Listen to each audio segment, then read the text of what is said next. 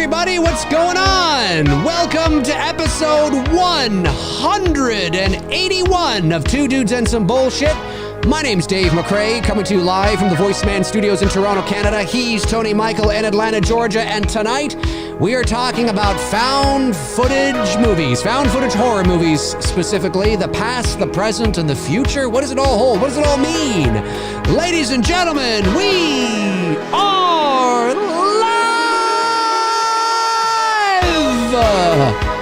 Woo! We are live. The date today is Monday, February the 20th, 2023, 6:16 p.m. Eastern Standard Time. Episode 181, inching closer and closer to episode 200. Damn. How you doing, Tony? What's shaking? What's doing? I'm waiting for the music to end So I can hear it's over. you. What's going on, Tony? Okay. Yeah, I can never hear you, man. As soon as the music, I'm good. Yeah. Good, man, good. Getting close to fucking 200. Damn. I know. Episode, very close to 200. We're not talking Halloween.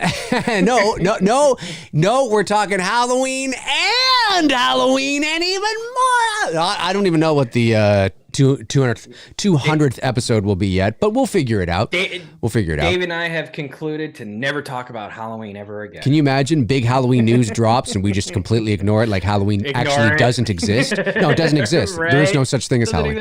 Fuck it. No. So on tonight's episode, Tony and I want to talk found footage movies, specifically found footage horror. Obviously, they're found footage as a subgenre in and of itself. Obviously, does extend a little bit beyond horror. Obviously, found footage horror movies are not the only found footage movies, but they, I think, found footage horror movies are probably the most popular out of the subgenre. Sure. Certainly some of them are some of my favorite horror movies. Yeah. The ones that have been done well. I should say. Yes, I agree. And so let's start here. So I was obviously there's so many now out there. There's so many ones out there too that I didn't even know were found footage. I hadn't even heard of, and so I need to brush up on my found footage Rolodex. But there's a few I suggested to you that I think you might like. And I'm looking forward to seeing it. And obviously, when we think of found footage, the one that comes to mind, of course, is the Blair Witch Project from 1999. It was a pop culture phenomenon, and that's why, it embedded itself very quickly into the pop culture zeitgeist. It was one of the first movies to ever be marketed on the internet. And the way it was marketed through the radio ads, it was. And again, this is now it's more difficult to fool people because of the ease of access to information, social media. Social media didn't exist. If you went on the internet, it was to look up, I don't know. So I'm just going to type in the period, it was to do high school projects. It was to look up something. It was to look at your favorite, celebrity, and it was to chat over MSN or ICQ. It was, it wasn't what it is today. Social media didn't exist. There was no Facebook, no Twitter, no Instagram, no YouTube. So in 1999, it was like how it was. Now, they're two different things, but the principles are the same. Like in 1973, how it was very easy to manipulate and scare the audience in terms of The Exorcist, right? Because how people received information, it was a far more religious world then. It was, you know what I mean? There's all, it's time, the time period really heavily plays into it. And in 1999, the internet was still relatively new. It was still relatively in its infancy. In 1999, I think I'd only had my email address for like a year. So, it was still relatively new. And a lot of people were still on dial-up. Even though cable was, beginning to make its way in. And so this movie, people really did think it was real. Not everybody, but the way it was marketed, there was no reason for the general population to not think it was real. There was nothing. Why wouldn't they? Now, well, that's a different story. Real to a point where people legitimately were going to Burkittsville and, trying to see if they could help find these kids. Correct. That's how fooled everybody was. And that movie, it's a once in a lifetime experience. The closest I think that's come to it since that was Paranormal Activity. And the only reason why Paranormal Activity got away with what it got away with is because that came out in 2007. Yeah. So social media was still pretty much in its infancy. Yes, you had MySpace. I don't think Facebook was around yet. Twitter certainly wasn't. Instagram wasn't. Facebook was. It sprung onto the scene. But wasn't it like college though? Like you had to be in college? No, close. So Facebook sprung onto the scene in 2004. It was specifically kind of internal college. It started to make its way out in 2005. I think by 2006, it was a thing that people were signing up for. But even in the world of Facebook, it was in its very early popular stages. Right. Yeah, for sure. For sure. I mean, and that's where a movie like Paranormal Activity didn't quite have the phenomena that Blair Witch did, but it did well, obviously, for a movie that was a $15,000 budget that grossed whatever a couple $100 million worldwide. It's insane. It's the movie that put Jason Blum on the map. It did, and I truly believe, like you said, it's because we were still in the infancy of all that Paranormal Activity sort of slid in at the last second.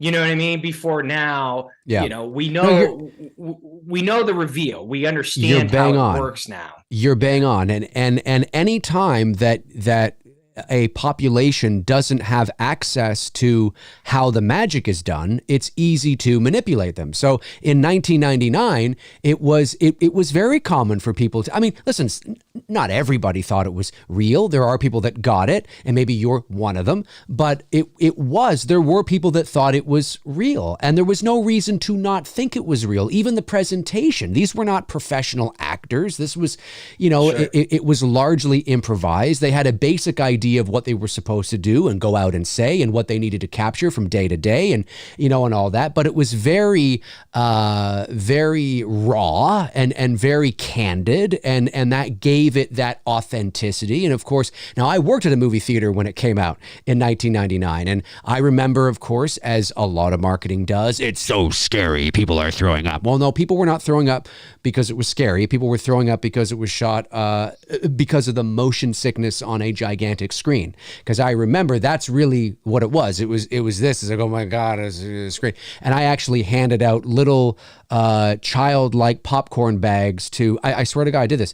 I would go in and speak to the audience before the showing and say, ladies and gentlemen, I just want to let you know that if you suffer from motion sickness, you may feel a bit queasy during this movie. Does anybody here suffer from motion sickness? And people are like, yeah, and myself and, whoever else would hand out these little bags to people, because I remember walking by the Blair Witch Theater at like 2:00 in the afternoon on a slow day, and the door opens up and out comes this teenage girl, and she's there and she's like, and she throws up all over the carpet, and I'm like, oh man. It wasn't because it was scary. Now, The Exorcist is a bit different. The Exorcist was because people were psychologically, oh my God. Blair Witch was more about the motion sickness. But people thought it was real. People thought it was real. I shared with you my theater experience with Blair Witch. Unfortunately, though, mine was self-induced for smoking way too much. Yeah, you got paranoid. Nobody warned me ahead of time to not do that, because I'd never seen anything like that before. You know what I mean? And I went hard on that night, and oh my God, yeah, I told you, man, Chrissy and her sister, they had to freaking talk me down, because, dude, if anyone's ever been into the paranoia stage of smoking, I was just escalated from it, because I don't know, whatever I was watching on the screen was triggering this like total freak out reaction, because I had never seen anything like that before. So I often wondered, was it better that was my experience with it, or was, should I have seen it, because once I saw it like in, normal, not like high or whatever, it's still a good movie. It's still one that I enjoy watching every October, but clearly, like you described, people getting sick from motion sickness, or if you were intoxicated, say if you were smoking or tripped out on acid or something, and you're watching this for the first time, yeah, it can mess with your mind. I think if your senses are inebriated on any level, it's going to affect your experience with like whatever you're watching. Not like watching The Exorcist. When you hear the stories of people passing out, that's legit. That's like they're seeing something like, what the fuck? 100%. And it was a very different time, the early 70s, a much more religious time. Right. The internet didn't exist. So the only time people got their news was at the 6 o'clock and 11 o'clock news, and in the newspaper, at 8 o'clock in the morning. I mean, it was a much more, obviously, the 70s, but it was just, the ease of access to information has changed. So it's much harder nowadays to pull the wool over people's eyes. Nobody's going to be making a found footage movie today and convincing an audience that it is real unless there was a heavy marketing campaign behind it to fool everybody. Even the media was getting in on it, and and all that kind of stuff. But the closest I think you're going to get to it nowadays are like what we discussed offline last week, are the what we call the relatives, the cousins to found footage movies like Unfriended. While it's technically not found footage, it's a found footage type vibe in the way how they stylized it, how it made it seem like you're watching them on their, computer cameras and stuff like that. While all these, events are happening, unfolding around. Very clever. Obviously, we know it's a movie, but it was a very clever and very creative way of, approaching a found footage like style movie. 100%. It's taking the technology of the time and what's current and what audiences can relate to. And I mean, everybody's been on Skype, everybody's been on Zoom, right? Everybody's had, Zoom calls, whatever. And it's relatable. And yes, it's a cousin of the found footage subgenre. Now, because the Blair Witch Project, like I said, well, as you said, I think it cost $15,000 to make. It grossed like $150-something million at the box office. It was a cultural phenomenon. Oh no, that was Paranormal Activity. I don't know what Blair Witch cost to make. You're right. That was Paranormal Activity, but the Blair Witch Project didn't cost much more. So box office was two pizzas, pack of cigarettes, and a hooker. That's about it. You're right. So excuse me. You are right. Yeah. The budget. This is according to Wikipedia. I've heard a lot of different variations of this. The budget between $200,000 and $750,000. Well, that's a huge discrepancy there.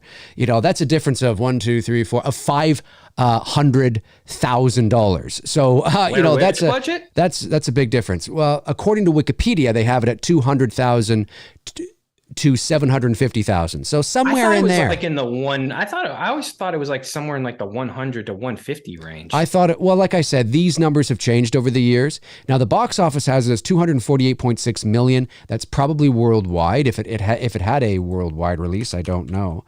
Let me just quickly see here. Let's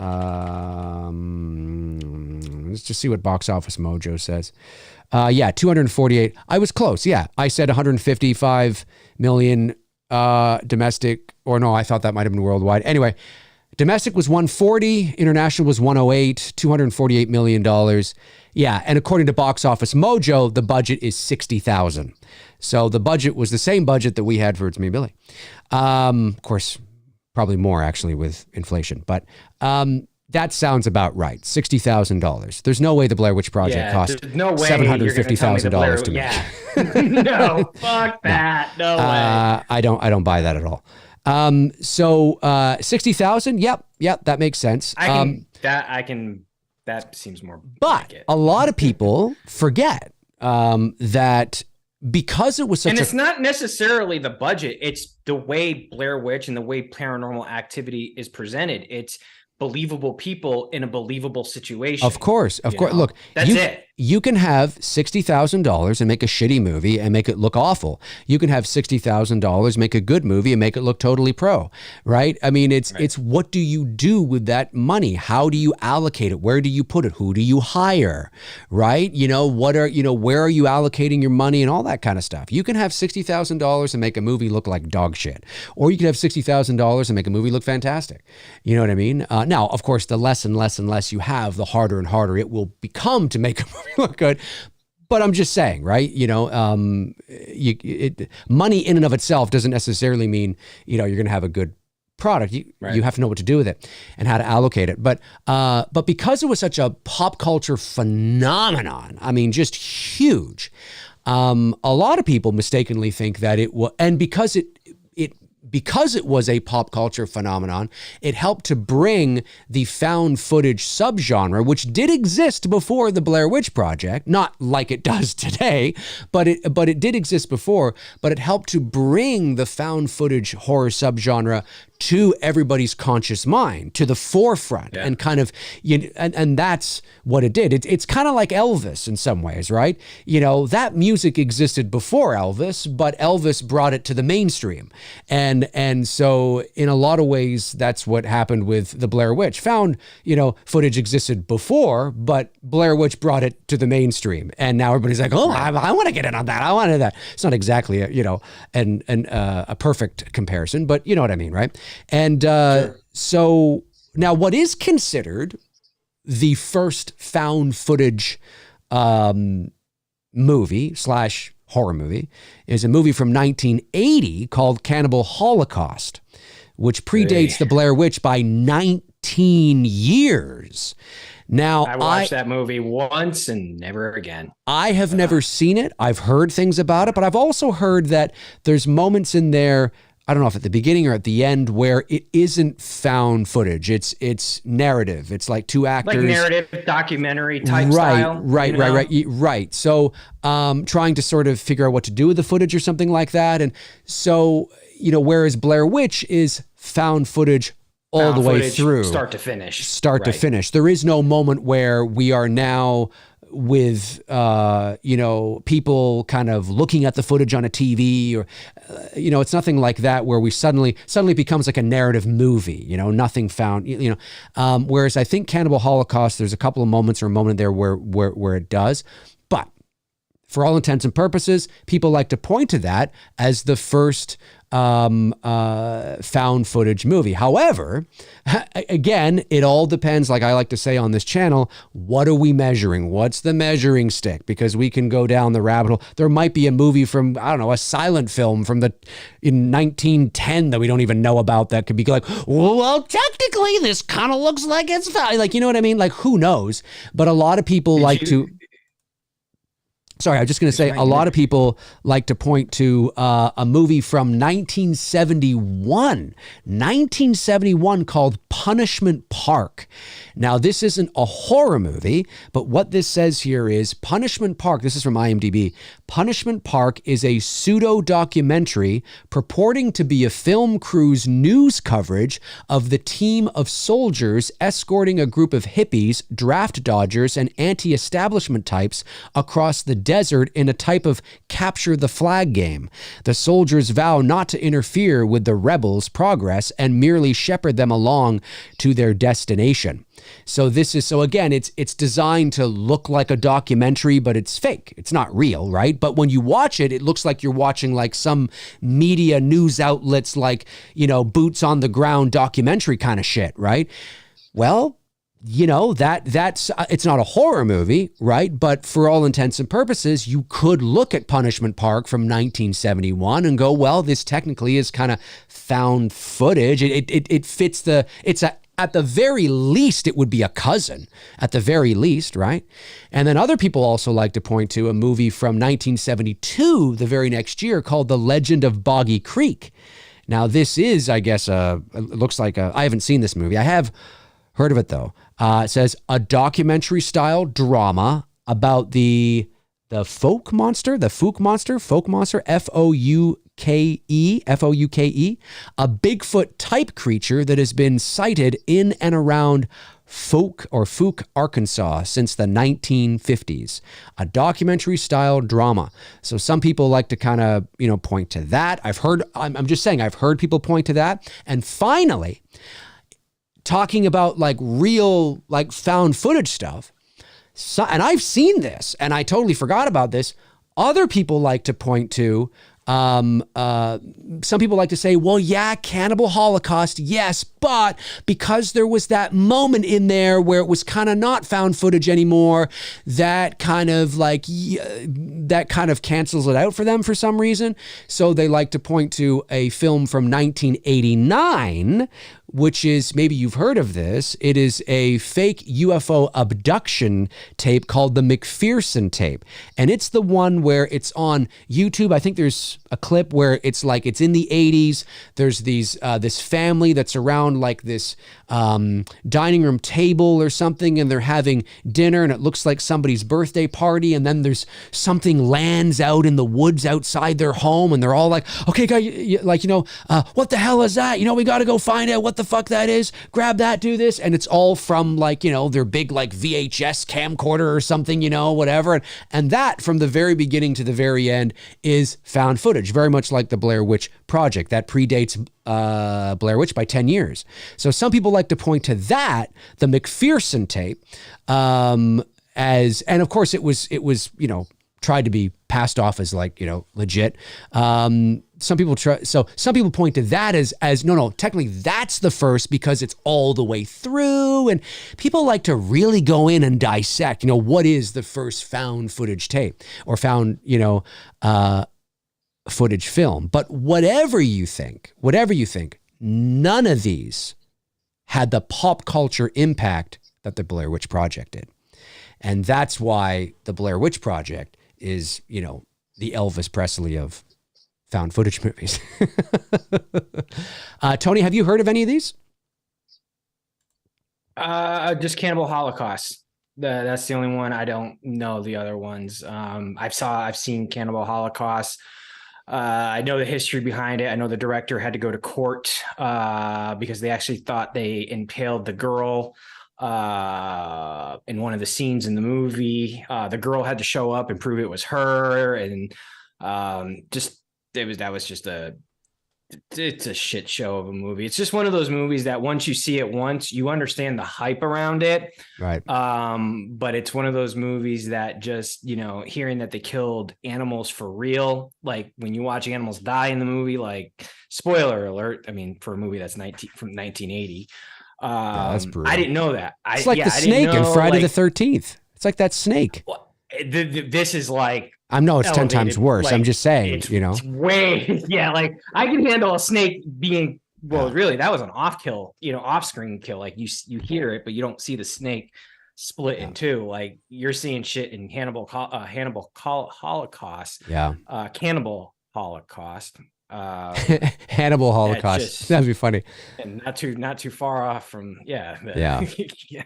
It just, and again, that, it's an intense movie. It's not one that I'm ever planning on to ever revisit again in my life. The other ones I have no idea. I've never even heard of. I have heard of the legend of I heard of the UFO movie. The McPherson tape. Yeah. Because in the Paranormal Activity documentary, that's referenced of where the guy who created Paranormal Activity is where he got that inspiration from. Yeah, it's pretty famous. I mean, not Blair Witch famous or even Paranormal Activity, but I've seen it. I think there's clips of it. I don't know if the whole thing is on YouTube, but there's definitely clips of it.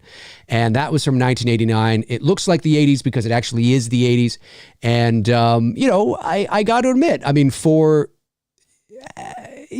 now, of course, it's kind of cheesy, but I could totally, like in 1989, I could totally see if you were to air that as like real, like totally legit, I could see people buying into it for sure. It's good enough that it would convince a 1989 audience somewhere. Not everybody would believe it, but it's good enough that I could see people in the 80s going, "Oh, this is interesting. It's kind of weird. Well, that's kind of fucked up." Not necessarily today.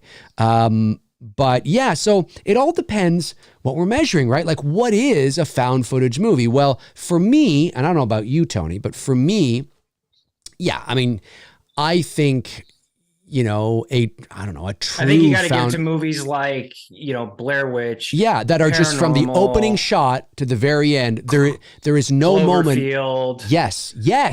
Oh, I actually quite like Cloverfield. VHS is another one.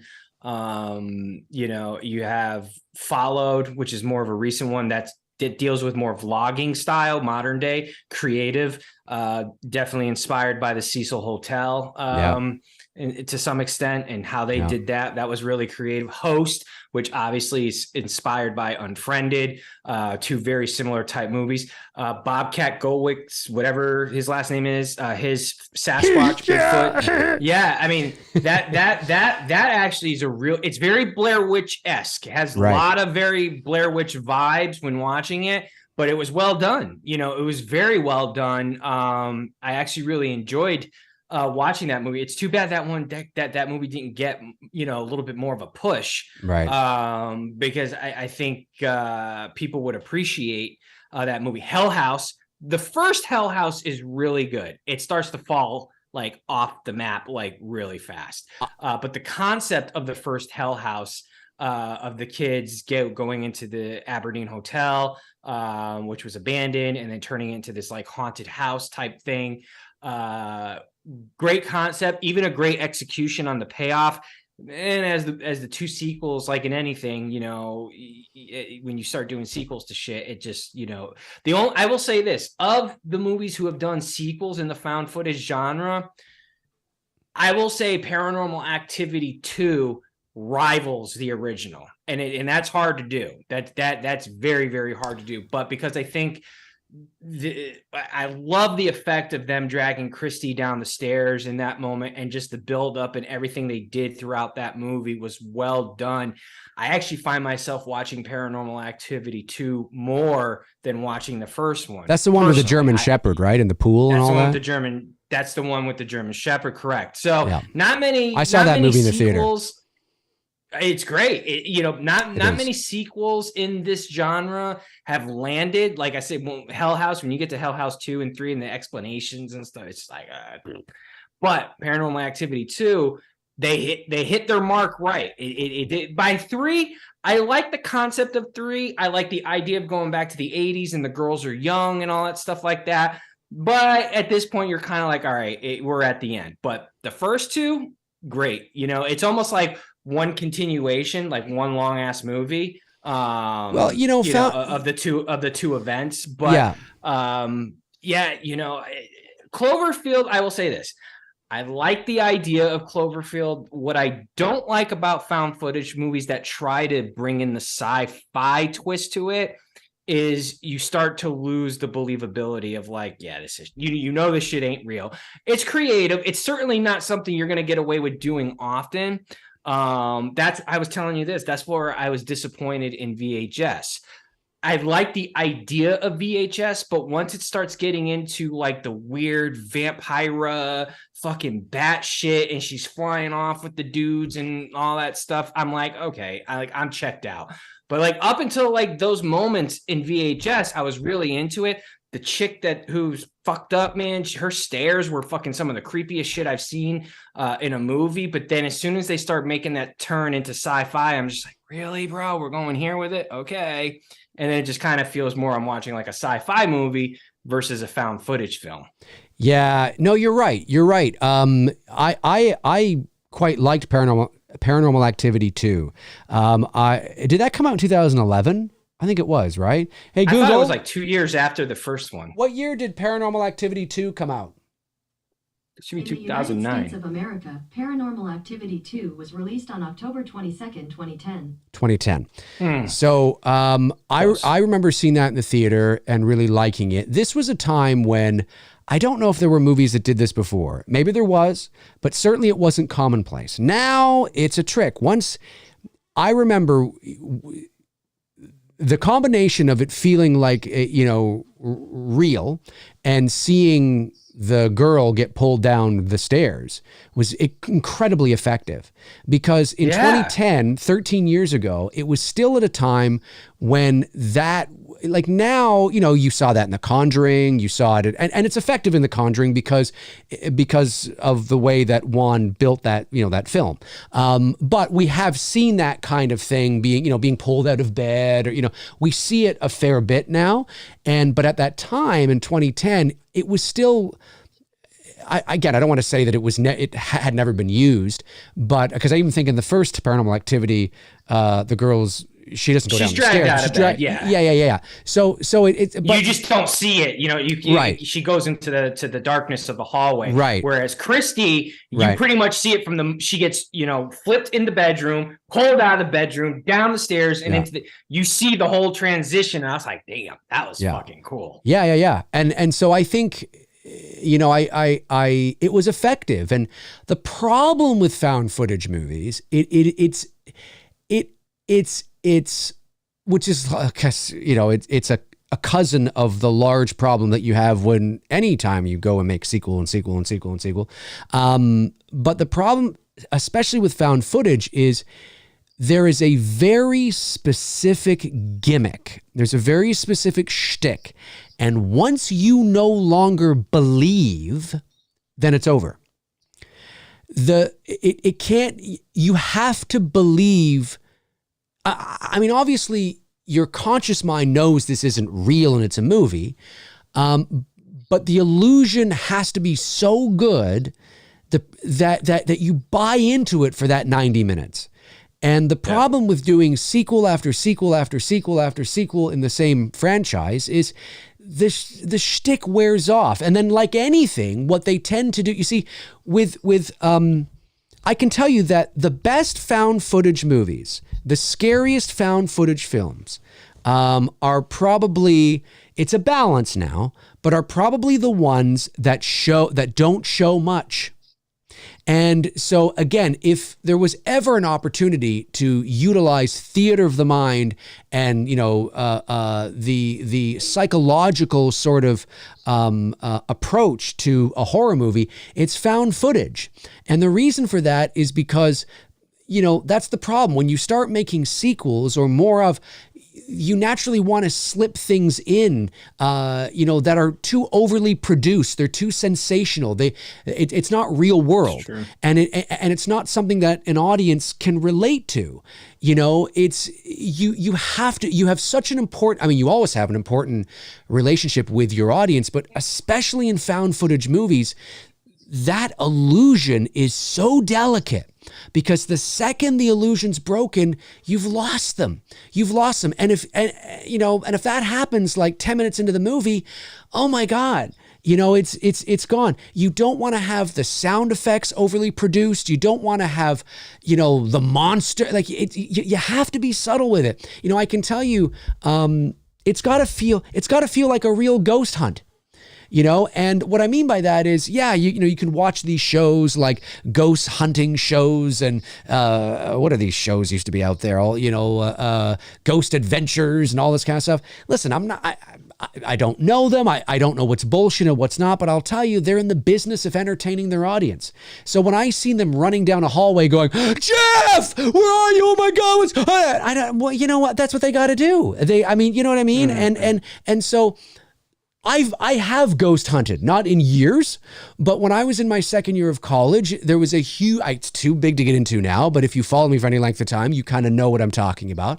I can tell you that a lot of the stuff that happened was scary and creepy, but it was nuanced. It was subtle. We didn't walk into the home and the floorboards started moving and the walls started bleeding and you know, it wasn't like that. That's not scary. The second and I'm not saying that all found footage horror movies are like that. I'm just saying, I think once you start getting into sequel after sequel after sequel, you run into the temptation to sensationalize. Well, I mean, you know, this is our fifth movie here. You know, what are we going to do that we haven't done before? Oh, I know. Why don't we have the monster kind of come out of the closet? Nah, you're breaking it because it doesn't work like that. That's not real life.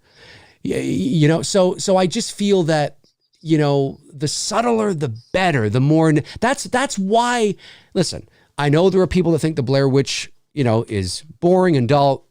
I get it. Could they have had a few other little things? Yeah, sure they could have.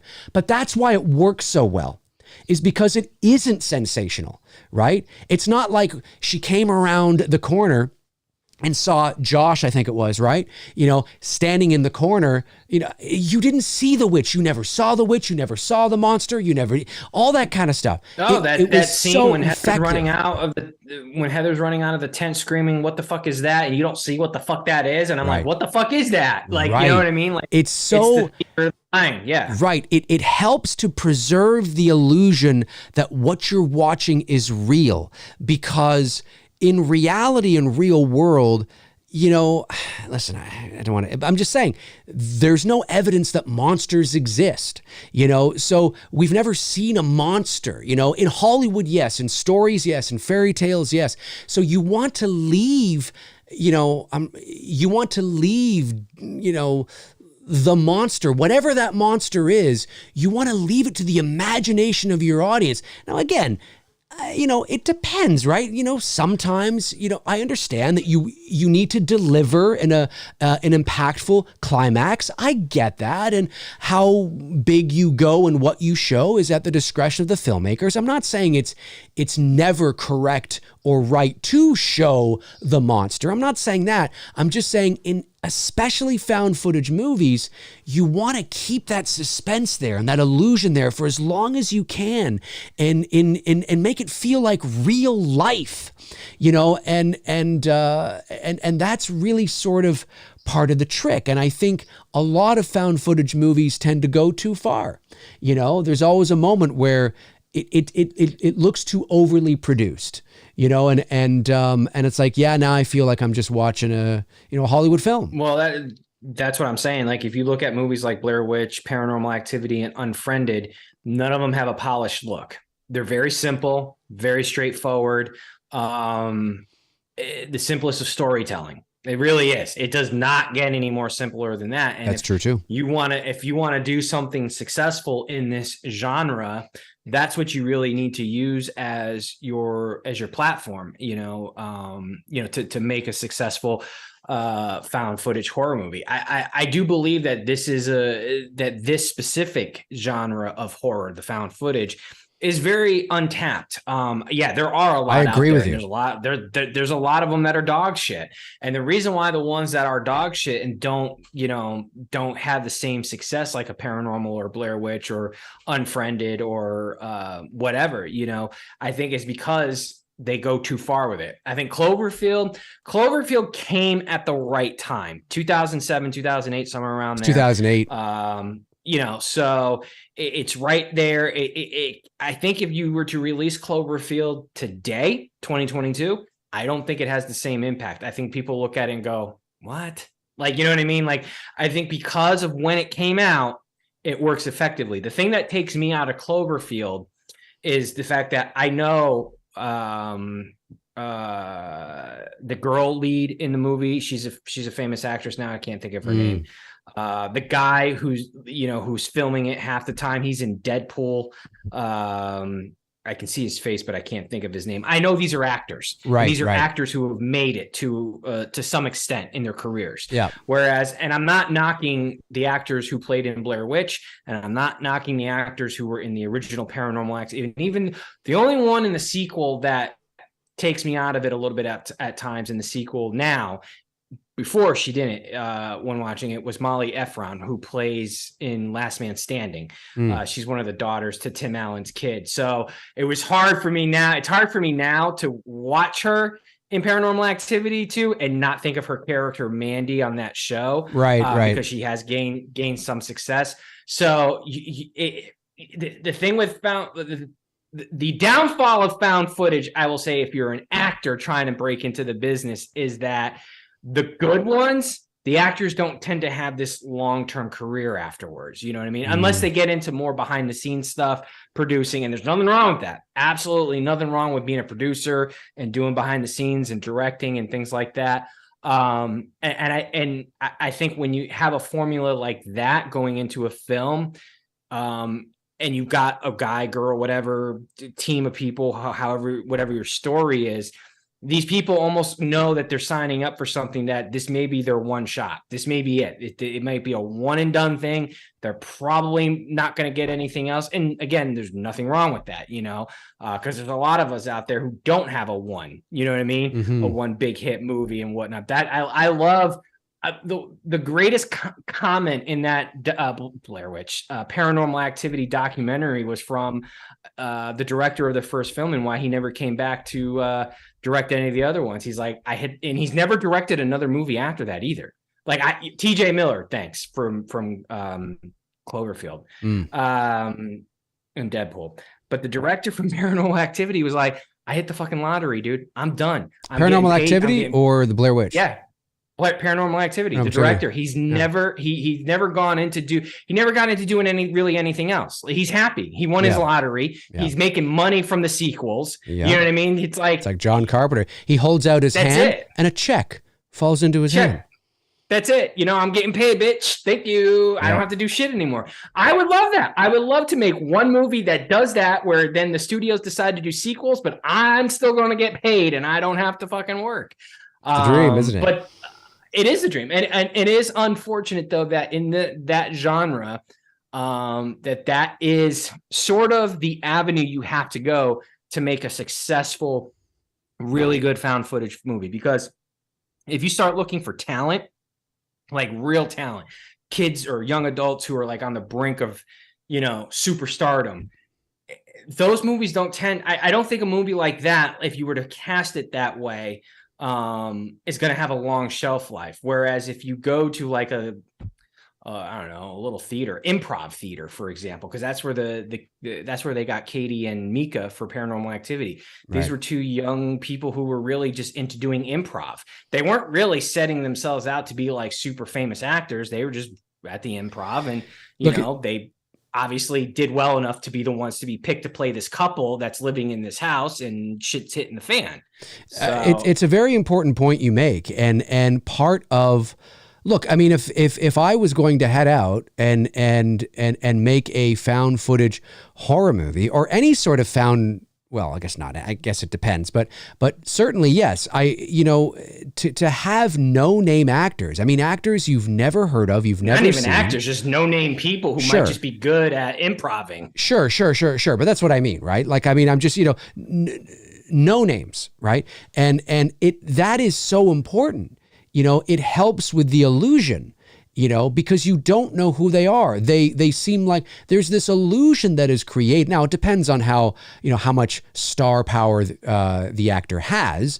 But, even if they're semi-famous or they were on a hit show on, I don't know, TBS or something, but they haven't done much else. If you even just semi-recognize them and know that you've seen them, oh, yeah, that's that guy in that one thing. The illusion's broken. It's over. It's done. Yeah. It's done. There's no point in my opinion, there's no point.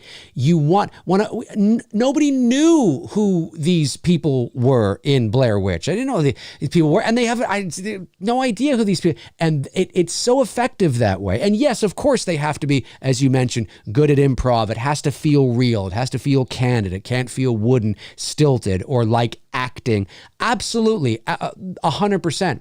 But if you can grab people that nobody's seen, nobody's ever heard of. And nowadays it might be more difficult to do because the found footage subgenre is such a business and that's why, you may not get it from the studios because they'd be like, no, you gotta have fucking Andra Kendrick in there or Krista, I'm getting them mixed up.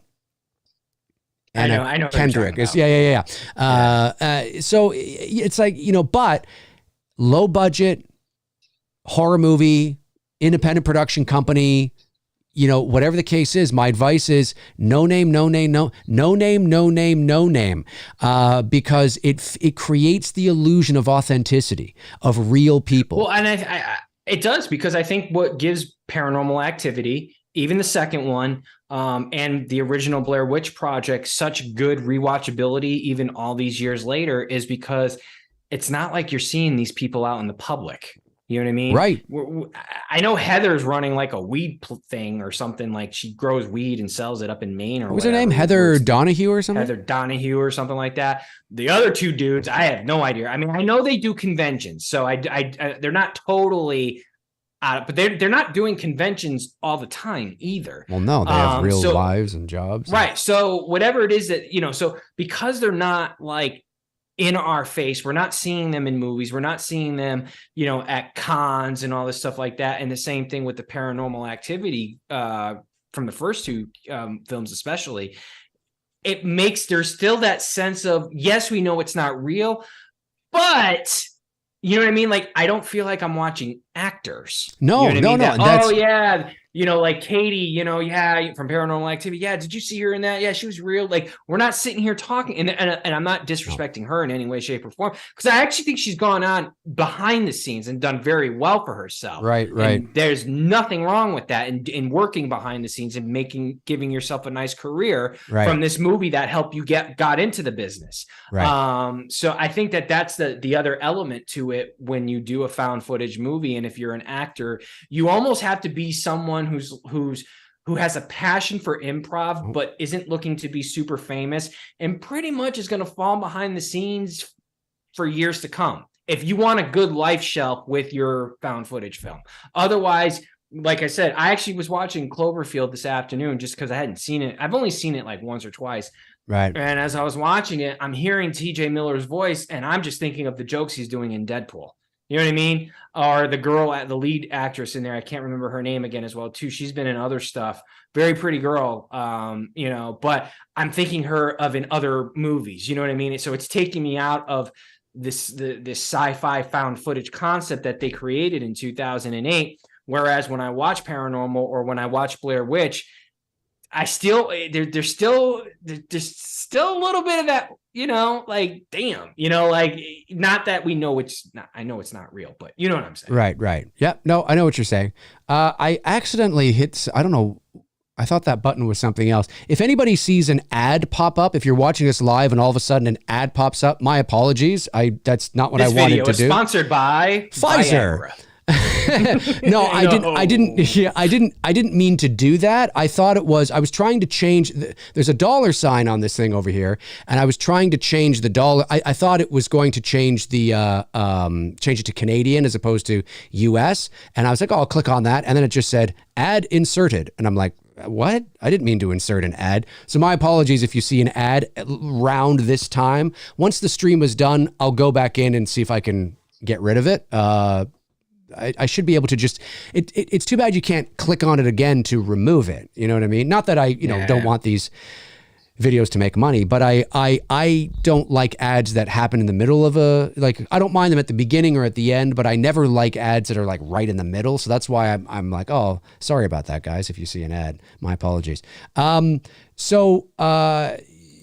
but I agree with everything that you've said. Now, presently, you haven't seen some of the movies, like you haven't seen Hell House, you haven't seen Followed, you haven't seen Host, right? Well, you've seen Unfriended, so that's good. I've seen Unfriended, yes. And presently, and the Bobcat one. I'm sure there's others out there, but Bobcat's Bigfoot one, Hell House, the first one, Followed, Host, obviously Unfriended. For present day, they've definitely got the formula. They got the formula. Okay. And those are really good movies. Those are very good rewatchable movies. The guy who does not It Follows, by the way, we're not talking about It Follows, guy.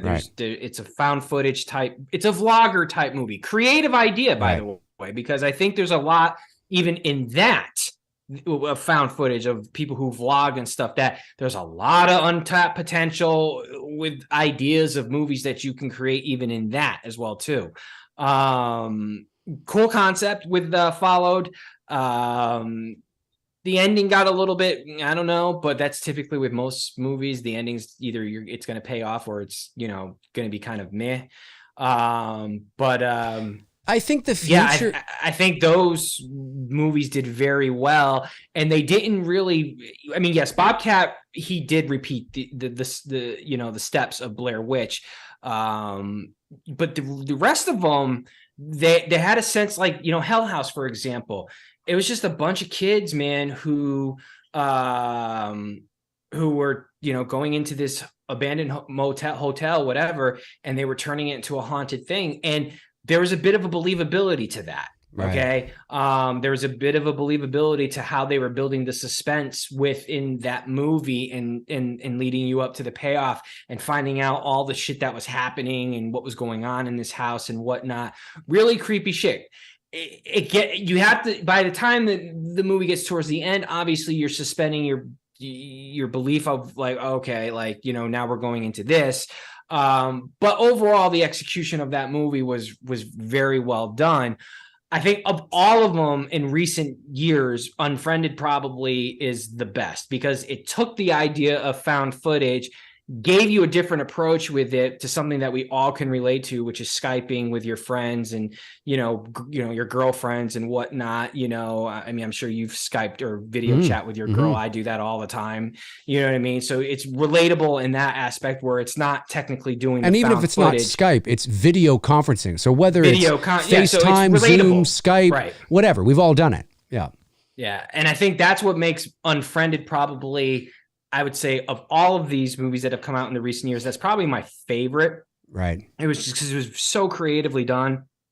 And that was good. Talk about good. That's a movie where Laura Burns, baby. I ate so much crow because I thought the idea when I first heard about it, I was like, are you fucking kidding me? I was like, no, like, do we not have anything better? And then I watch it and I'm like, motherfucker, this was really good. It was just so like, it just wasn't what I was expecting because again, the kids in those movies was so believable. I was just so believable to like true. What was going on with these kids and, the tension that was being built with no sound design, really, other than what the lead actress was playing from her computer, which you would occasionally hear a song from. Yeah.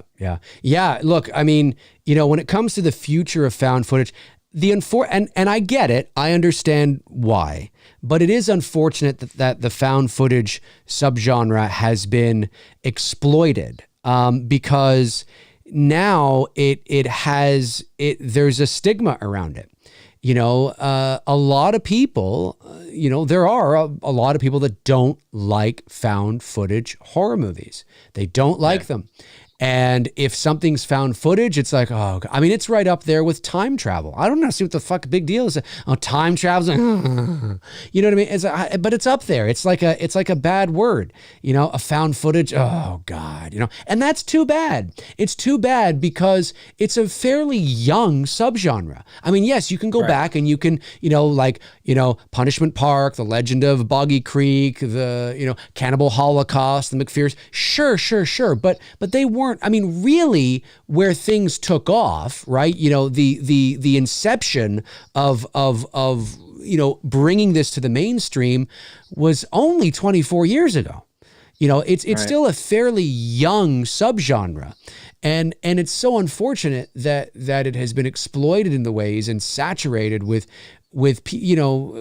quick cash grabs and things like that, because I agree with you. I've said it on this channel. I think there is untapped potential for the found footage subgenre, but there's ingredients. You can't, just making it look candid doesn't mean that it's going to work. There's other things you really got to pay attention to. Who you cast, what you shoot on, what's the story, small location, don't have things over sensationalized.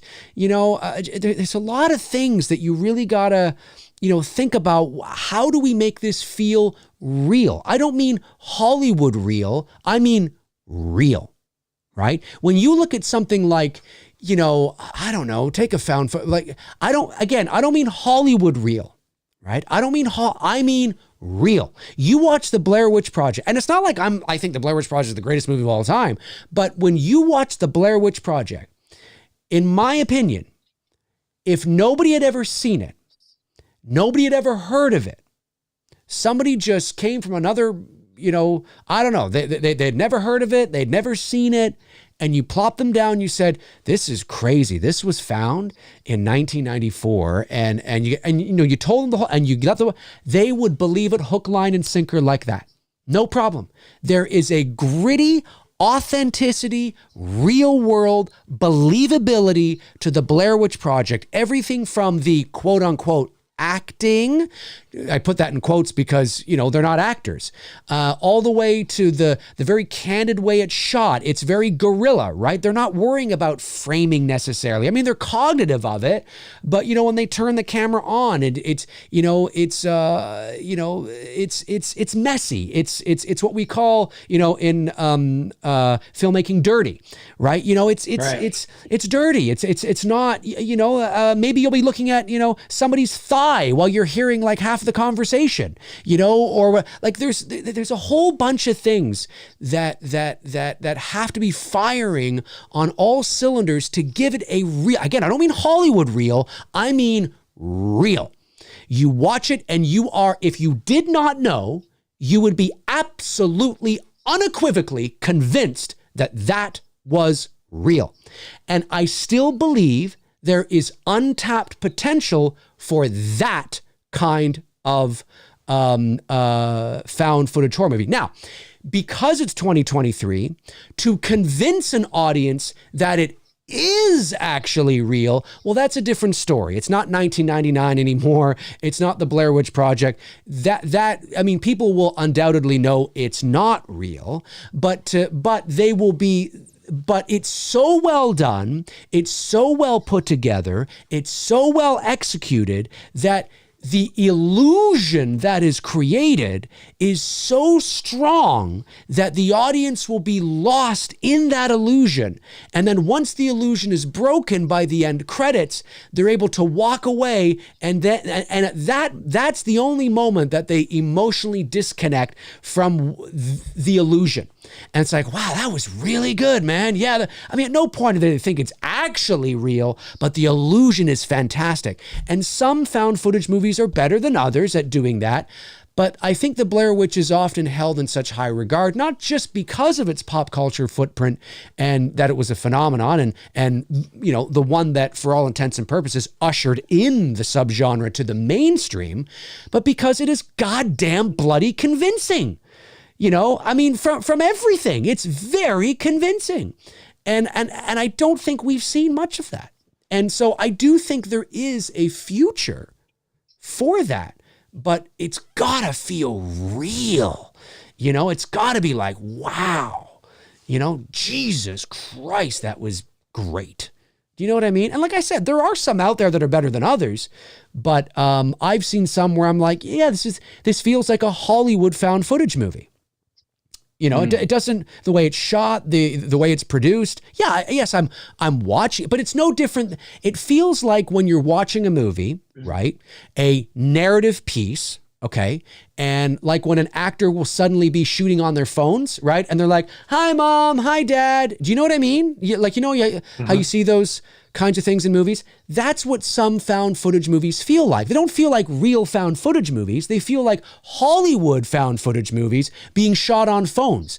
But it's still Hollywood. It's still they're acting and, hi, what's going on? It doesn't feel real. It doesn't feel gritty. It's not gritty enough. You know, it's not messy enough. It's not dirty enough. You know, it's it's still too polished.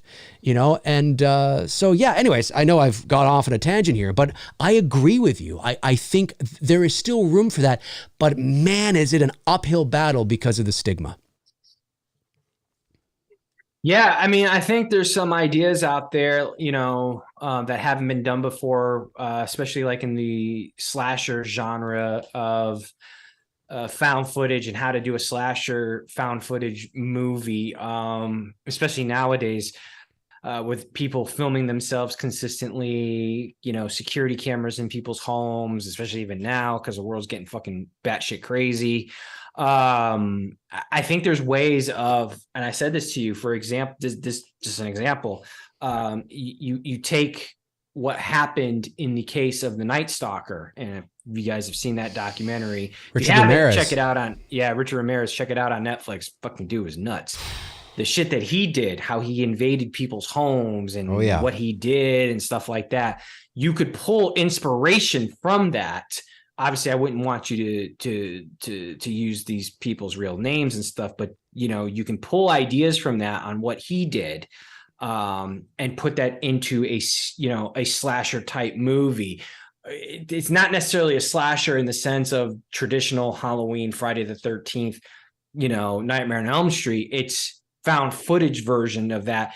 Right. And you make the kills, even like I said, this one scene that I've had in my mind, I wanted to create with Chloe, my friend, that I did some of the horror stuff with. And we were talking about this. I said, you know what we ought to do? We ought to just like make a short.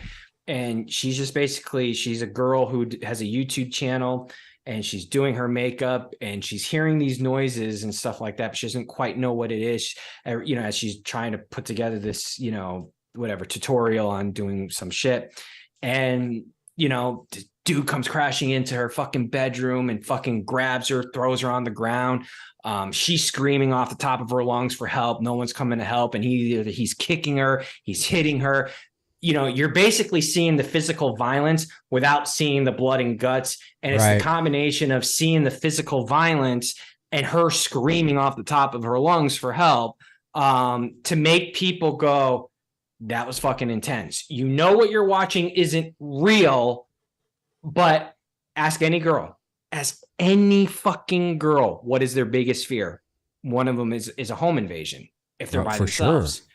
You know what I mean? Yes. So it's tapping into fears of people that like, oh, fuck. You know what I mean? So if I did a found footage slasher, I would definitely pull from real cases and use that as kind of inspiration to create a found. I wouldn't go, I'm not going to have some dude walking around with a fucking hockey mask or a fucking, you know what I mean? Or any type of mask. Yep. No, that's not what we're doing here. It's not creating a Friday the 13th or a Halloween or a Texas Chainsaw. It's real. The point of it's supposed to be real. Right. It's supposed to look real.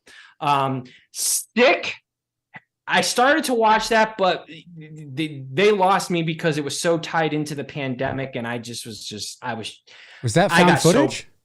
It's not found footage, but the idea of it. Right. I saw where they were going with it, using the pandemic as their kind of like, and I just like anything tied to that. And I was just like, I got so bored with it. Right. But the ideas that they had were really the killer. I thought like I could beat up with my pinky as well too, because I only watched about half of it, and I'm like, really, this scrawny little dude is gonna he didn't look imposing. I haven't seen the movie, but I've seen the trailers. Yeah, like he did not. But then again, not that I look imposing either, but no, but like I'm just like, yeah, no. So you gotta what made Richard Ramirez didn't look imposing, but Richard Ramirez, there was a look to him. Oh, you know what I'm saying? There was a psychotic type look. And that's what I'm saying. Like, see the guy in Sick, he's wearing like a hockey mask, or not a hockey mask, he's wearing a ski mask and stuff like that. And it's just like, dude, no. You could have if you have someone like a Richard Ramirez type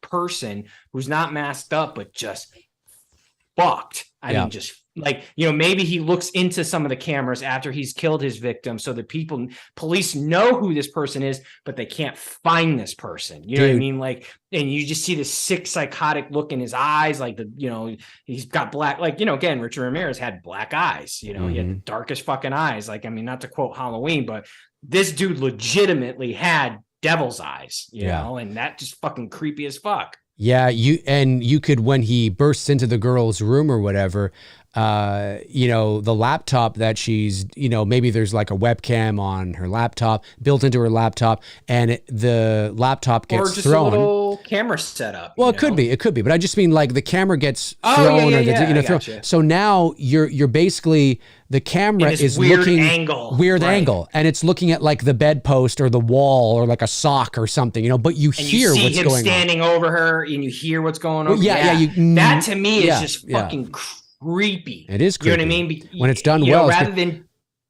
Yeah, no, I agree with you. It's very creepy. Some of the, like when it comes to horror movies, and again, we're speaking generally here, but when it comes to horror movies, some of the, especially when we're talking about this kind of thing, some of the best are just a simple premise, one location. I mean, you could do a whole found footage, and this is separate from your idea, but you could even do a whole, like, to piggyback off what you said, you could do an idea similar to that as well, where there's a girl home alone, and she now maybe there is one that's like this. I don't know. So, but I'm just saying you could do something where like there's a girl home alone, and obviously you could ask, well, why is it a girl? Why not a guy? Well, because traditionally women obviously are more vulnerable in situations like that than men, right?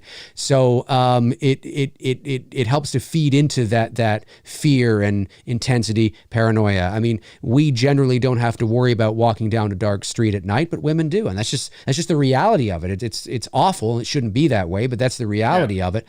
So that's why a lot of times you will see final girls, not final guys, or women will be sort of the at the mercy of a killer. It's because it works a bit better in that regard. That being said, you could have a situation where there's a girl.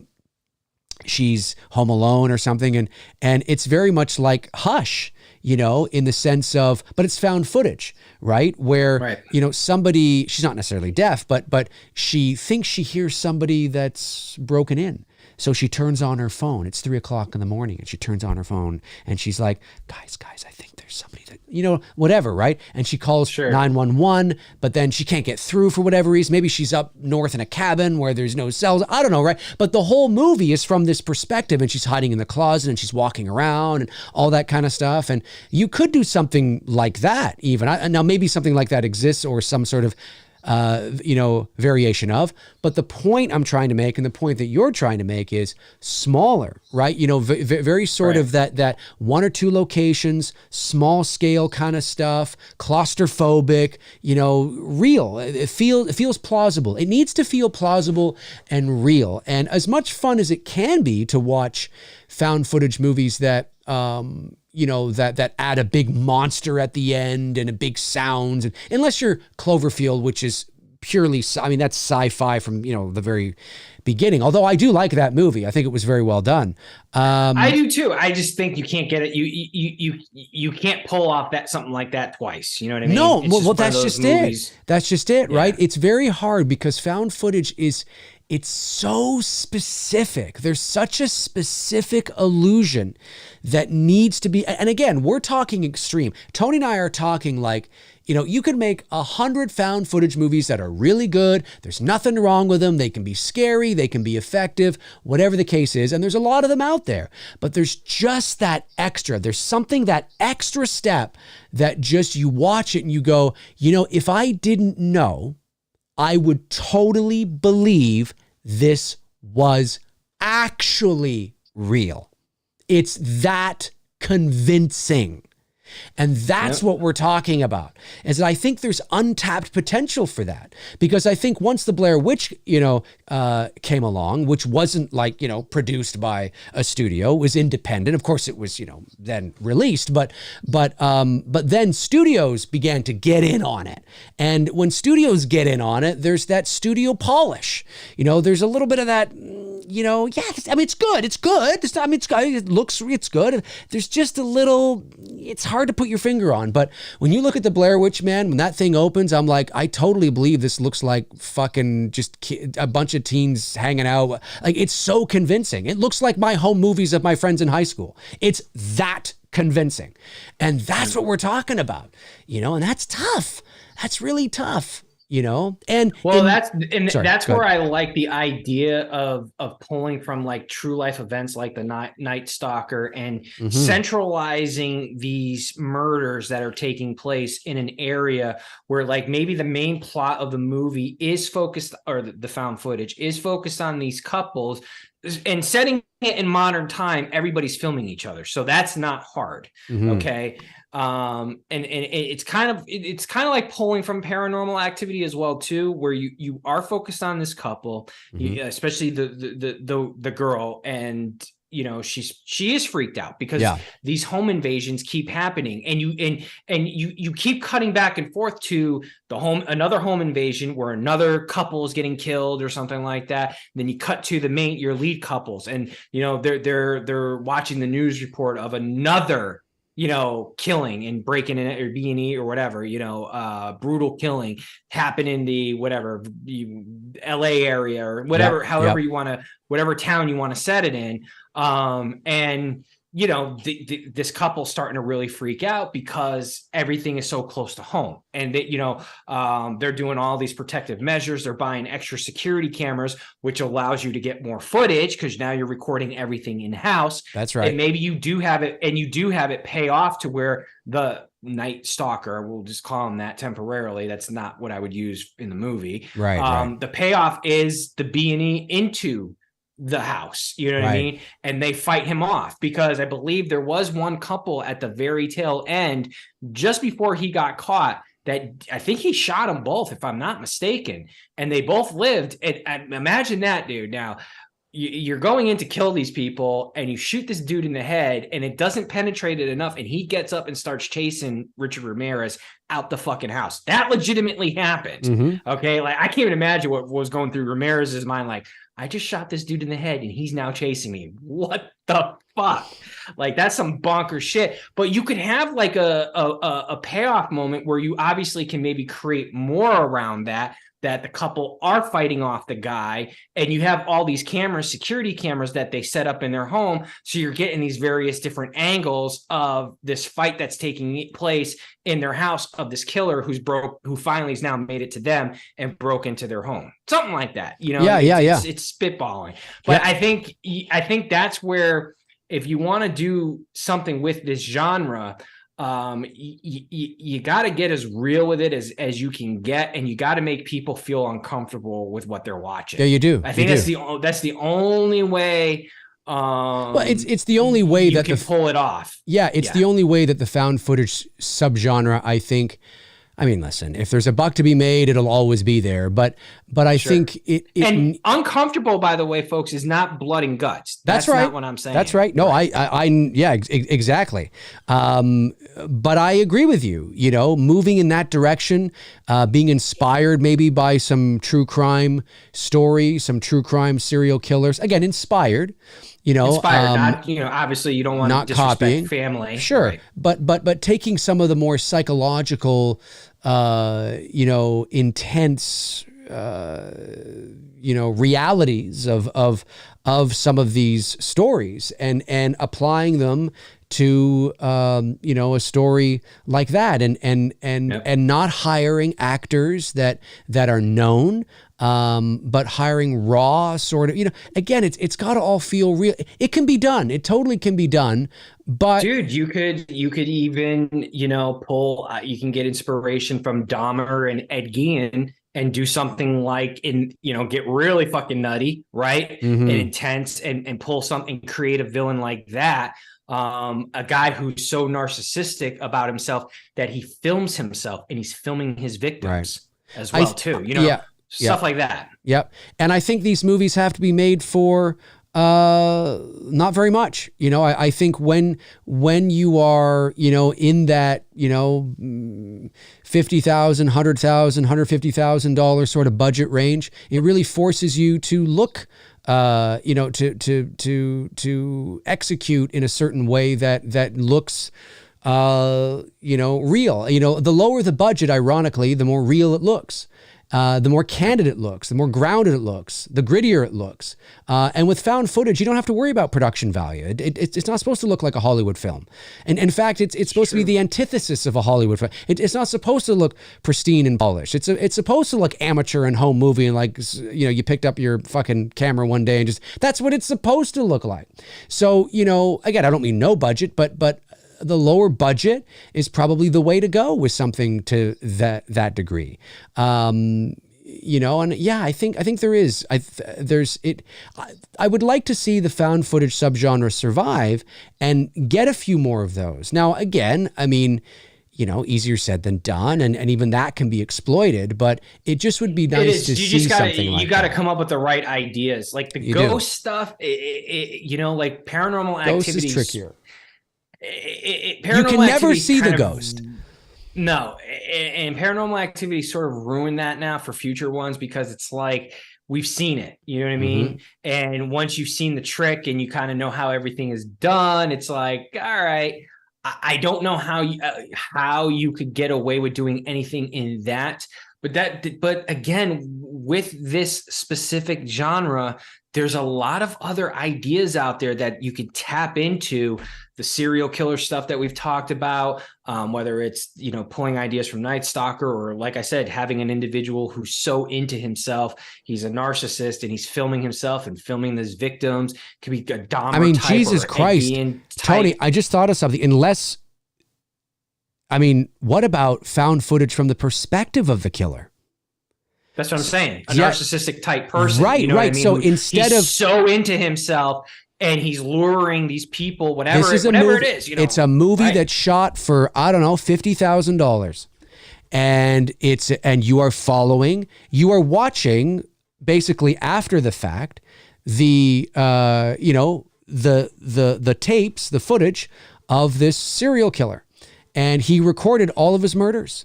And he recorded his stalking, his lurking. And you open it up where you're at the police station, and now they're saying, like, they're looking at each other like, are you ready for this? And they put the stuff in. You could do that. Yeah. Watch it, like you said, watch it from his perspective. From the killer's perspective. Almost like you almost make it in like a vlogging type style. Right. Where you see the camera, he's pointing it on him, he's talking, and he's talking to himself. Yeah. You know what I mean? Whatever. But it feels so real. It feels just as real as the Blair Witch Project.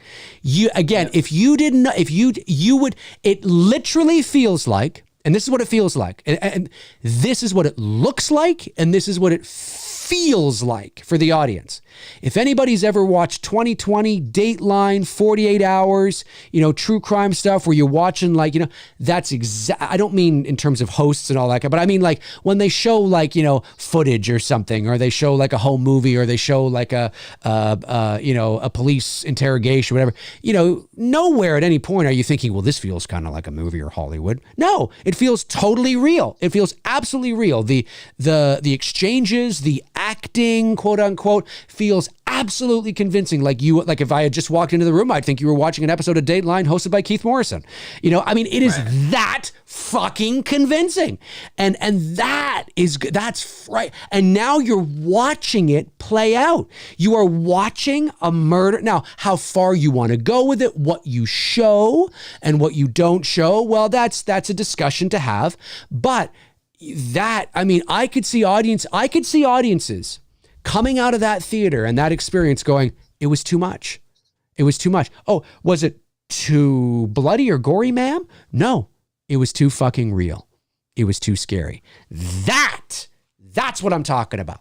You know what I mean? That would be like, whoa, shit, I got to fucking go check this out. You know what I mean? The only way you could get away with another paranormal type. And I don't mean bloody and gory either. Just so we're, I know. Yeah. But another idea you could do, an exorcism type found footage as well too, where it's been heavily documented. Yeah. Well, there was one that I quite liked. Sorry, what was it? The Last Exorcism, I think it was. The Last Exorcism. That was good. That was pretty good. It was pretty good.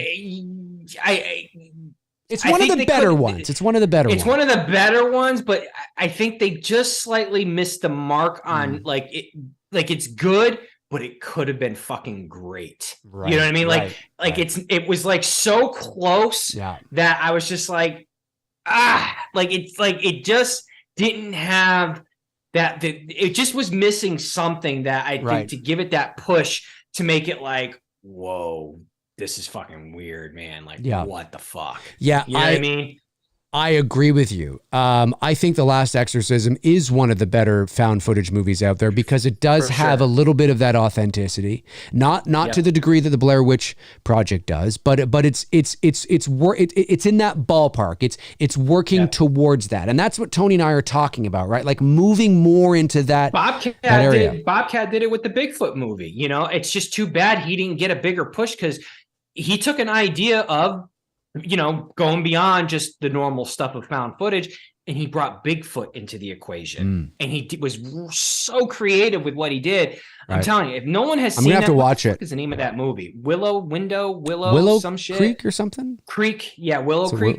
It is a really good movie, and he deserves a little bit bigger of a push. Yeah, I think you're right. It is Willow Creek. Yeah, Willow Creek. It's got 80% on Rotten Tomatoes. It's really fucking good for a found footage movie. Does it feel as real as Blair Witch? Oh yeah, and you could totally tell he's pulling ideas from Blair Witch too, which not two, but Blair Witch as well. He definitely is inspired by it, but he brought in the lore of Bigfoot, which I was like, that is fucking creative. That is really fucking creative. Looks like and a pretty that's what I unknown mean by cast, too. And that's what I mean by the potential of this genre, that you don't just have to stick to the paranormal stuff, right? Or the supernatural. You can go into the Bigfoot lore. You can go into the serial killer lore. There's like just so much out there that for whatever reason, they'll do it. And like, you know, like we're talking about the slasher thing, right? You know what the studios will do, right? It'll be blood, it'll be guts, it'll be in your face, and it'll be like, no, there's no. Yeah. No, I agree. There's nothing scary about that. I agree. Yeah. So folks, I mean, if you're watching after the fact, if you're still here, comment below and let Tony and I know your thoughts on the found footage subgenre, with anything that we've talked about here today, the past, the present, where we are, the future. Are you a found footage fan? Maybe you're not, but if you are, where do you want it to go? What do you want to happen? Jump into the comment section below and let Tony and I know all about it. We would love to know sort of your thoughts on the found footage subgenre, and whether or not it has a future, or if it's just going to die out because they just keep making stuff like can't think of anything on the top of my head all of a sudden, but you know, I don't know, but that's a genre. It's a genre that I would love to just like sit down with Jason Blum and say, let me take control over it. You know, let me go do my thing. No, I'm serious. Let me go. Just let me do my thing, dude. I will make you money. That's you know what I mean? I will make you money. That's what I know. That's all you care about. It's all right. And let me go. It's true. You know? It's true. It's true. I actually, in 2002, I shot a little found footage movie called The Unknown. I was fresh out of film school, and my buddy Joe Bernard, if he's watching, shout out to Joe Bernard. I haven't talked to him in years, but him and I, in 2002, we shot a found footage movie called The Unknown. And the first part of it is me. I'm playing a fictionalized version of myself, where I'm up in the Canadian wilderness. I'm not up in the Canadian wilderness, and I'm not up in the Canadian wilderness at all. But you would get the impression I was, just because of where we shot it. And it was in the fall, and it was near this rundown paper mill. It was abandoned. It's all stone building and all that kind of stuff. And I was on the hunt for Bigfoot. Speaking of Willow Creek, I did it first, Bobcat Goldthwait.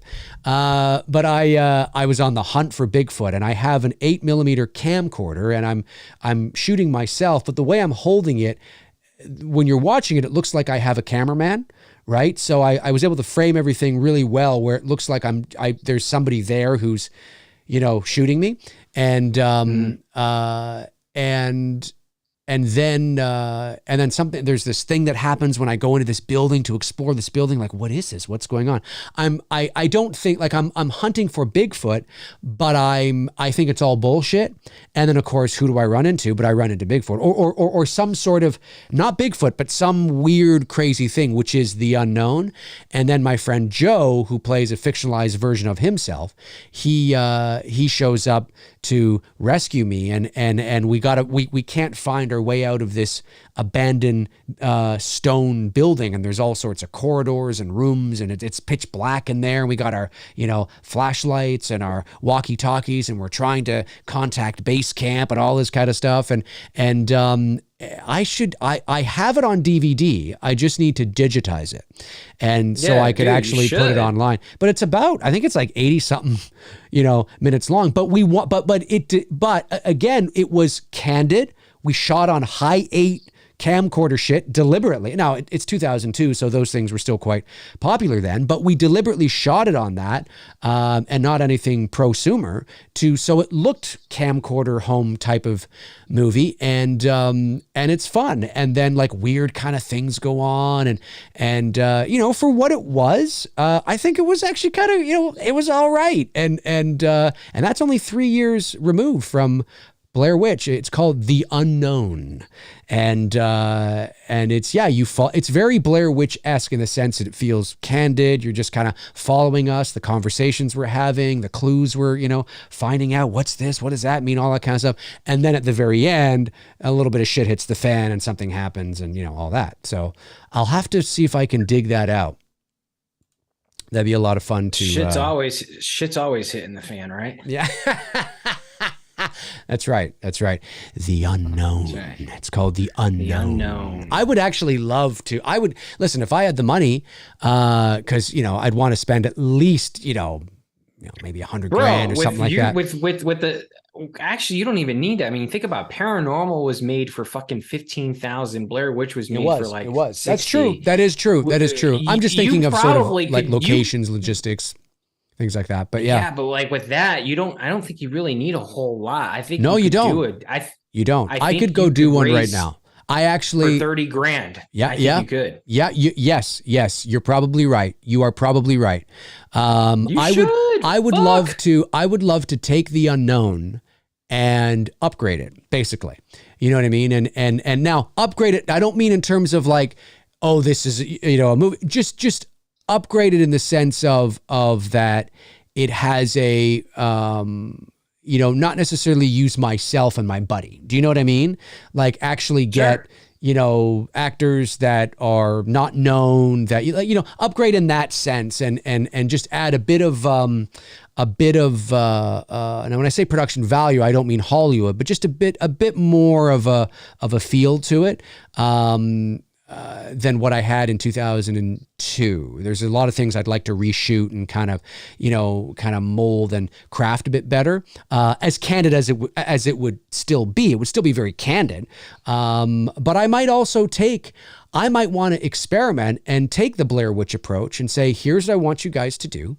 Here's what I want you to get across. Go do it. And then I'll just look at the dailies when you're done. You know what I mean? And if there's anything I don't like or that I don't think you got that I think is really needed. Give them little notes, this is what we're going for today, and go do it. Yes. It was, that's what I mean by kind of upgrade it, redo it again. I think it might be kind of fun to do something like that and call it The Unknown. And The Unknown isn't Bigfoot. That was just what I was up there. I'm up here looking for Bigfoot in the Canadian wilderness.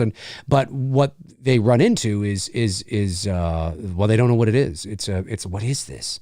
Is it a monster? Is it a ghost? Is it a spirit? What the hell is it? And I love that shit. You never know. It's the unknown. And I love it. I fucking love that stuff. No, I want to see it. I want to dun, dun, dun, dun, dun, dun, dun, dun, dun. No. Anyway. Yeah. Anyways, but super chats. Let's or chat room. Let's jump over to the chat room and see what everybody is saying about our topic today. Let me go to. Let me get these super chats because I know some did come in. A bunch of them did.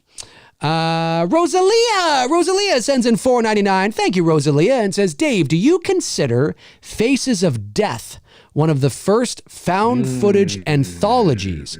I thought it was real when I first saw them. Faces of Death. I have to Google this because I have a couple of things in my head that I think it is. You've never seen? Yeah, like I agree with her that is definitely in the found footage family for sure, because we used to get those shit all the time as kids. I haven't seen this. And my mom thought we were nuts. And it's supposed to be like real death captured on video shit, but I don't think it is real. Okay.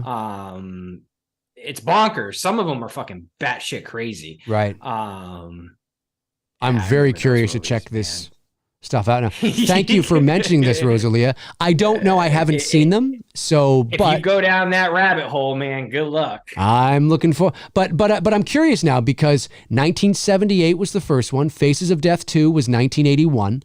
So if this is anthology, I mean, yeah, I guess if you want to get even more specific than just, found footage subgenre, we want to go found footage anthology subgenre. Sure. I guess this could very well be the first.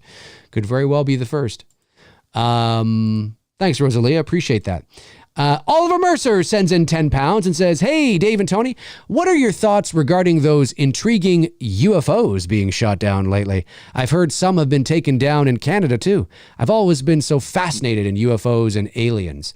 Well, the first one was supposedly that Chinese spy balloon, but we don't know what the others were. I don't think it's ever. Well, we know one of them was a school project, right? Because kids have come forward and saying they lost their science project. So I think that was the one over Canada, Lake Huron. Yeah, some shit like that. Alaska. The U.S. Not Alaska, but BC. The U.S.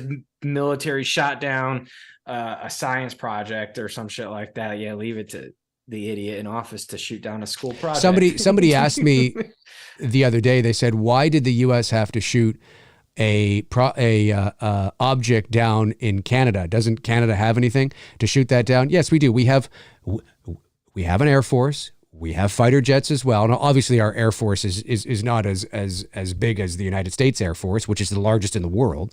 But yes, we do have an Air Force. But what happened is that I believe fighter jets from Alaska and fighter jets from Canada were scrambled at the same time to go and intercept it. But wherever the fighter jets from the U.S. were based, they were able to get there faster. So Trudeau said, whoever gets there first, take the shot. Down. Yeah. So and they took down a school project. Yeah. But yes, we do have fighter jets. Yes. You know what's funny?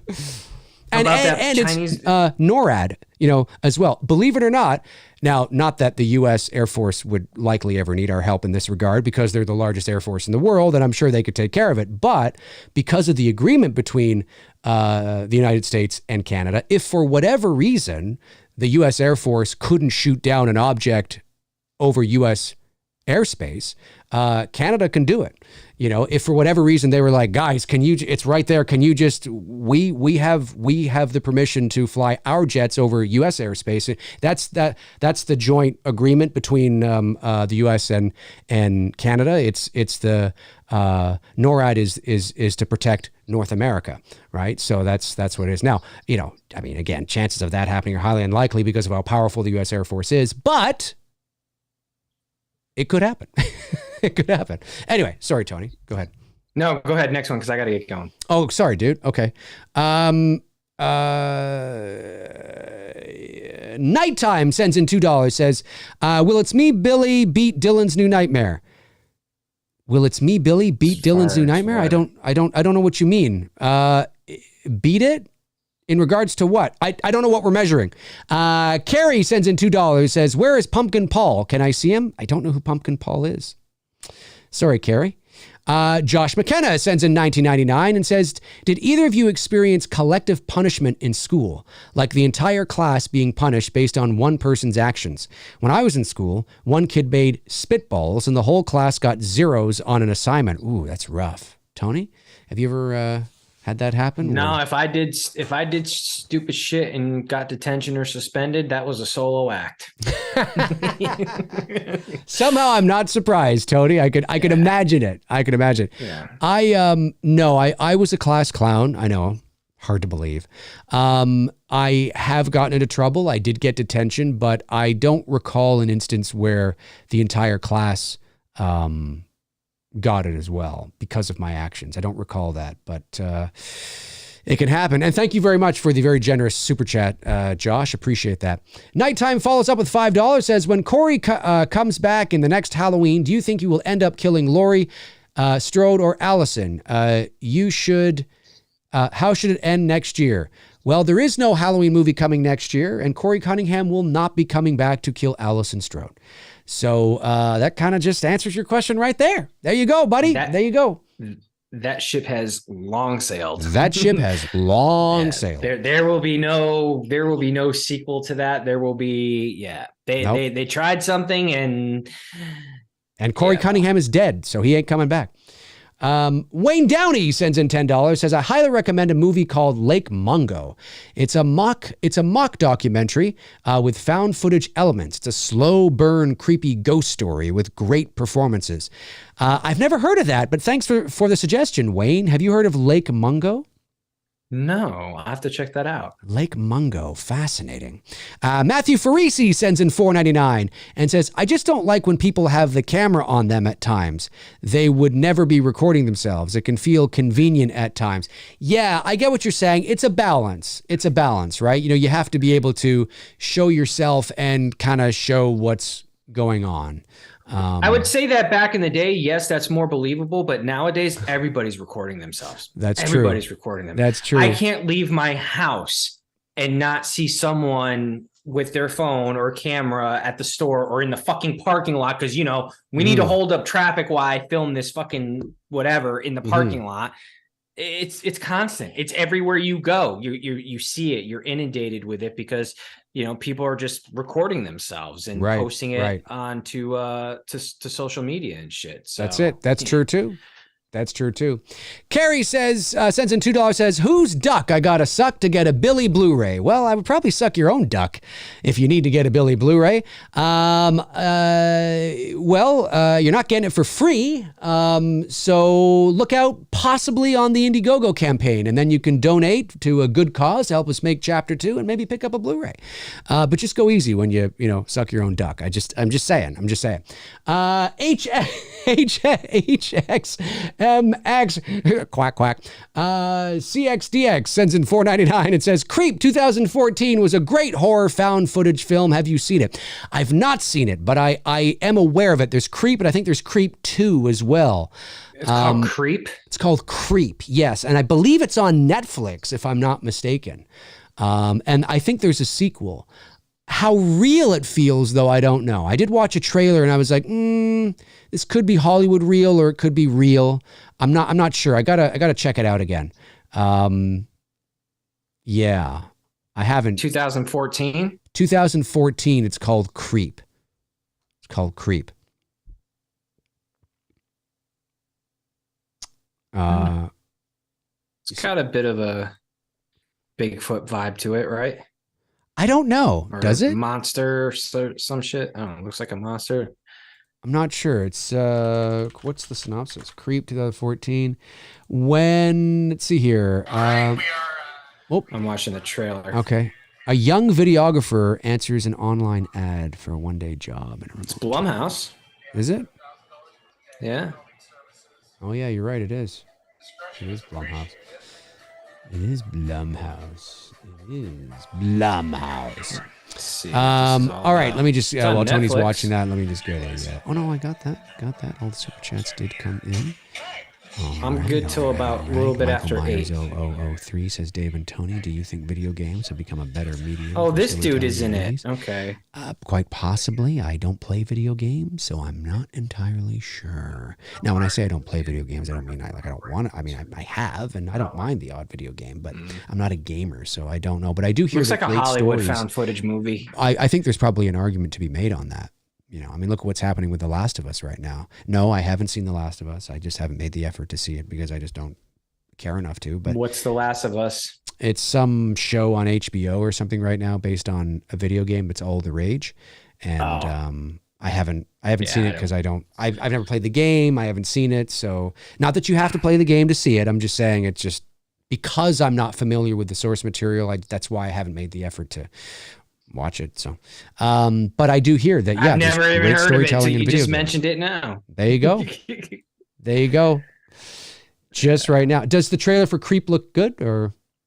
It looks like a polished found footage, Hollywood type movie. And one of the actors in there that popped up, I recognized him in some other stuff, and so that took me right out of it instantly. I see. You see, that can happen, right? Yeah. That's part of the problem. I mean.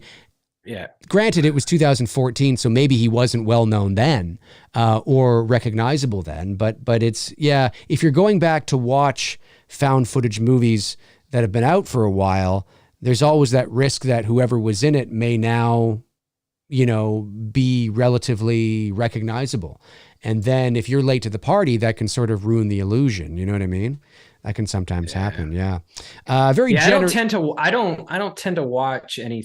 The only time I'm going to make the one exception here in April when Mario comes out, because that does look fun. I don't really I know they've done stuff based on games before, like video games, and it's just not my cup of tea. I didn't realize that this was a rage. Like there's like it's that popular and shit. Right. I don't know. Yeah. I'm old. Yeah. No, I get it. I get it. I totally get it. Do you think like, yeah, that idea that inspired by the Night Stalker murders idea that you had is really good. I think it's really good too. Yeah. It can be very effective as long as you tread carefully. You don't disrespect what happened in real life, but you pull inspiration from it and you're like, okay, that was good. That was good. And, you know, maybe pull some other ideas. That would be a fucking fucked up found footage film. Yeah, it really would be. It would. Like so psychologically disturbing that I could see people, being like very really uneasy, upset, like really upset, and people wanting it banned and canceled and all that. Edward Nito sends in a very generous super chat of $20 and says, "Sup, my dudes, at work putting in some overtime. I'll catch you later." Well, just sending in a super chat to support the channel and say hi. Very much appreciate that, Edward. And I love your avatar, Godzilla 1985. Sebastian sends in $1.99 and says, "Thoughts on the Scream 6 leaks. Want to hear you rant." Well, I not really. I didn't even know there were leaks. Yeah. I mean, I heard about them, but I don't pay attention to them. So I don't care about them. So I don't really have anything to say on them. I'll just say, give them a rant, Dave, give them a rant, make up something.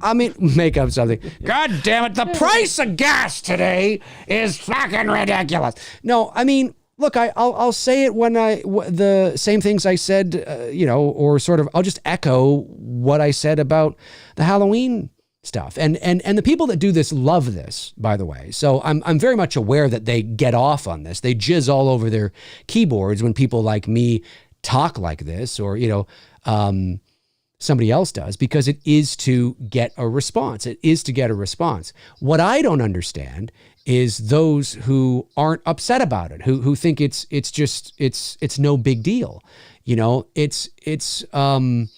I think I don't know who it was, but I don't know if it was Lee McCoy or somebody was kind of saying, "Oh, so, it's not a big deal." Listen, as far as I know, look, the chances of somebody being, sent to jail or prosecuted or charged or, for a leak is highly unlikely.